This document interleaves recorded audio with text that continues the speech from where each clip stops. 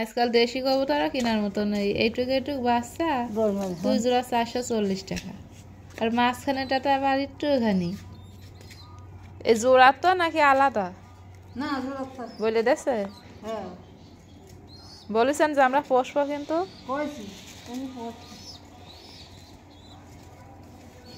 এখন এদের খাওয়াতে হবে হাত দিয়ে।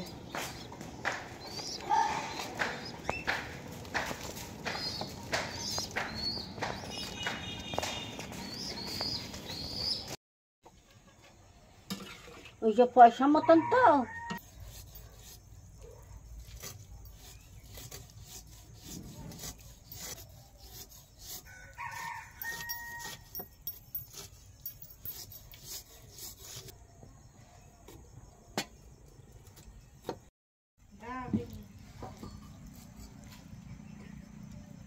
ফোন নেই, তুমি তো পাওয়া আমার ফোন না, আমি এখন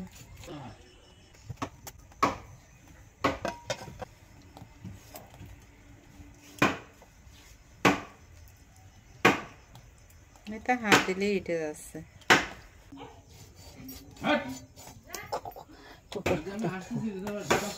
পেঁয়াজ বাড়ায় না জানো?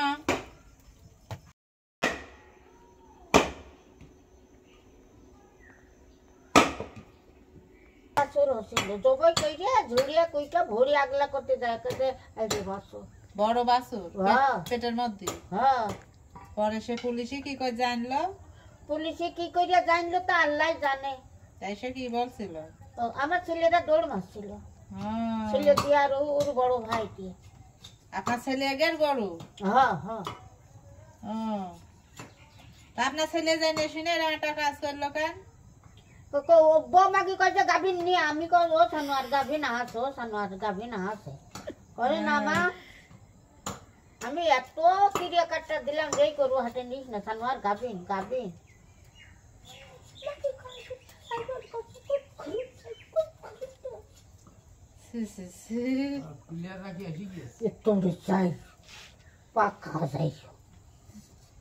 ওইরাম কাজ কেউ করে? যে জিনিস আমি নিজে না খাতে পারবো তা আর একজনের খাওয়ানো যাবে? বলেন যাবে? মা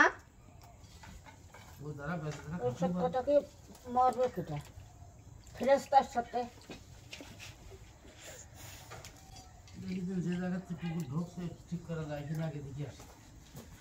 ওইরাম কাজ করতে হয় না।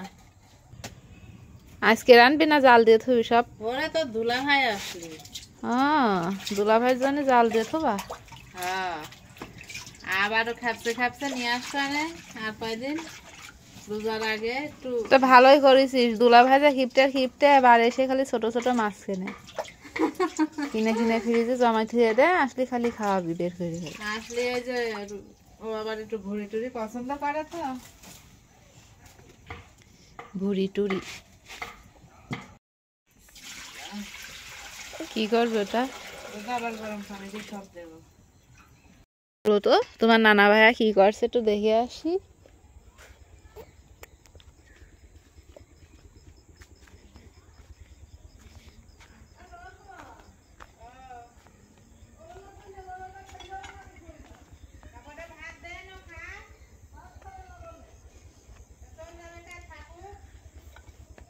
দেখিস মাটি কাটিছে কিরাম করে ওই পাশে একবারে ইটির গা দিয়ে।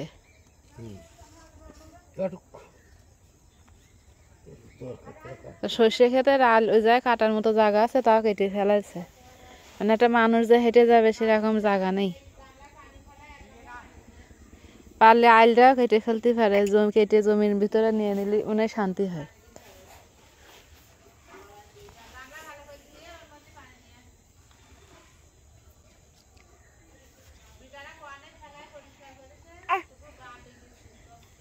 ও যে ওই পাশটা ঢোকে আব্বা, ওই যে ওই পাশটা কুকুর ঢোকে, ওই জায়গায় আটকাই দিও।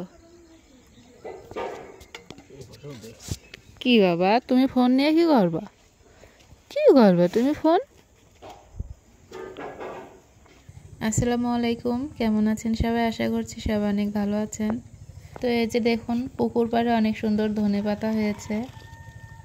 তো এই ধনিয়াগুলো আমি লাগিয়েছিলাম বেশ কিছুদিন আগে পুকুর পাড়ে মানে জায়গাটা কিন্তু বেশি চওড়া না, চিকন জায়গা, একজন হেঁটে যেতে পারবে এরকম।